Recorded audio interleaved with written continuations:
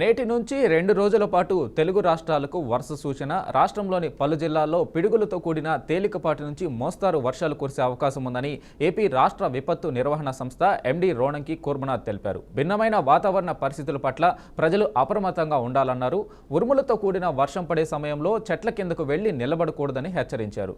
ఇక నేటి నుంచి శ్రీకాకుళం, విజయనగరం, పార్వతీపురం, మన్యం, అల్లూరు సీతారామరాజు, అనకాపల్లి, కాకినాడ, ప్రకాశం, నంద్యాల, అనంతపురం జిల్లాల్లో అక్కడక్కడ పిడుగులతో కూడిన తేలికపాటి నుంచి మోస్తారు వర్షాలు కురిసే అవకాశం ఉందన్నారు.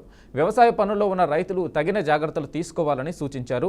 ఇక తెలంగాణలోని పలు జిల్లాలకు కూడా వర్ష సూచన కనిపిస్తోంది. భూపాలపల్లి, ములుగు, కొత్తగూడెం, ఖమ్మం, నల్గొండ, హనుమకొండ, నాగర్ కర్నూలు జిల్లాలకు మోస్తారు వర్షం కురిసే అవకాశం ఉందని వాతావరణ శాఖ హెచ్చరించింది.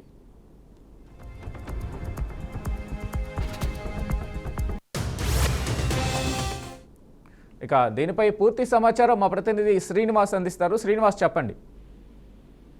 వెంకట్, ప్రస్తుతం వాతావరణంలో మారుతున్న పరిస్థితుల నేపథ్యం దృష్ట్యా ప్రస్తుతం అయితే కూడా 2 తెలుగు రాష్ట్రాల్లో ఒక మోస్తరు వర్ష సూచన అయితే ఉందని ఇప్పటికే వాతావరణ శాఖ అధికారులు అయితే తెలియజేస్తున్నారు.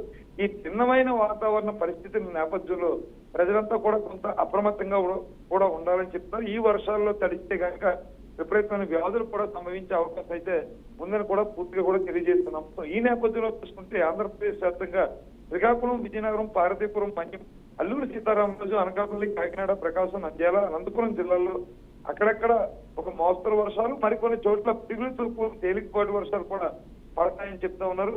అలాగే ఇటు వ్యవసాయం చేసుకునేవారు కానీ అటు మత్స్యకారులు ఎవరైతే మత్స్య సంపద కోసం సముద్రంలోకి వెళ్లి వేటగుట్లేవారు కానీ కొంత అప్రమత్తంగా జాగ్రత్తగా ఉండాలని చెప్తున్న పరిస్థితి అయితే ఉంది.